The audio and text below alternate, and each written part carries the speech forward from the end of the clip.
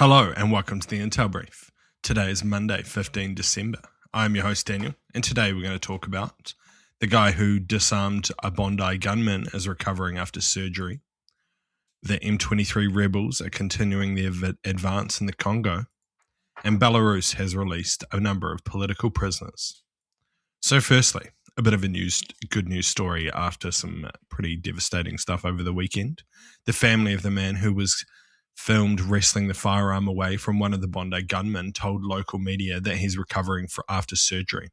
The man, identified by local media as Ahmed Al-Ahmed, a 43-year-old fruit shop owner, was filmed charging at one of the gunmen and disarming him. He underwent surgery for bullet wounds to his arm and hands. Ahmed's cousin, Mustafa, told broadcasters that doctors had informed the family that Ahmed was in a stable condition following surgery. A GoFundMe campaign has been set up for Ahmed, with just over 200,000 Australian raised in over just a few hours. So what? I thought this would just be a bit of a positive news story after, some pretty harrowing stuff over the weekend. Obviously, it's a pretty devastating attack, and more information will come. I made a little short video on it about what happened, so if you're interested in that, go take a look. It's both on YouTube and Instagram. No real value add, just something nice that had happened during the event. And next, an offensive backed by M23 rebels who took over a key city in the DRC has forced 200,000 people to flee, pushing the Great Lakes region closer to a wider conflict. The M23 rebels, who are backed by Rwanda, have seized the strategic city of Urava in eastern DRC, forcing 200,000 people to flee and killing hundreds, according to local officials. The offensive threatens to escalate into a regional conflict, with fighting spilling towards Burundi. The United Nations has warned of a worsening humanitarian crisis in the mineral-rich Great Lakes region, despite a recent peace deal aimed at ending decades of violence. So what? I mean, this is just a bit of a shit show. Like, the US got Rwanda and the DRC to make a peace agreement, thinking that while Rwanda backs them, that they had complete control at the technical level over M23. And it turns out that's just functionally not true, as M23 have continued their rampage. Interestingly, when they took over Urava, they also said that they had taken over the city to stop persecution of locals. Yet, this type of reporting makes it completely clear that that isn't the case, and that the majority of people were forced to flee from the town. It seems possible that this is escalating towards a requirement for an international force to go in to ensure peace in the region and to ensure that the M23 rebels cannot persecute locals at will.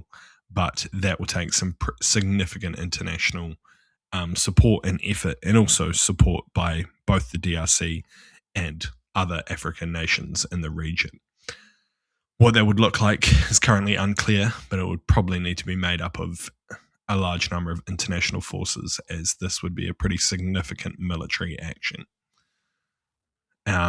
And also hindering this is, just the sheer amount of regional conflicts that are currently taking place around the world, particularly like Ukraine, that is, stealing all the media attention for good reason, really.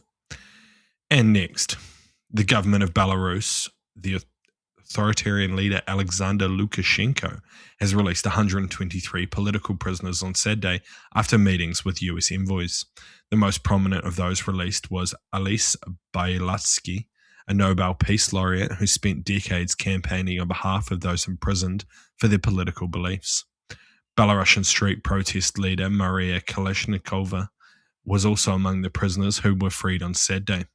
The move comes as Minsk, a close ally of Russia, seeks to repair ties with the US. After the prisoner release was announced, the US said that some economic sanctions against Belarus would be lifted. So what? It's likely that this is a move by the US to try and pull Belarus away from the sphere of influence of Russia. Whether that will actually work, seems unlikely at this stage, but it's worth trying to drive a wedge in there and isolate Russia politically is one of the better strategic moves that the US can do without military confrontation. I haven't had a look at what sanctions have been lifted, but it's a pretty interesting move and one that's kind of unsurprising. It's also kind of interesting to see this as Lukashenko kind of gets on in age and is starting to talk about passing over power possibly to his son. So it's possible that this is kind of the writing on the wall and things may change in Belarus, and probably not in the near term, but in the medium term. So yeah, a positive move, and one that could have strategic implications in the near future. Anyway, that's been your Intel Brief. I've been your host, Daniel, and I'll see you again tomorrow. See you.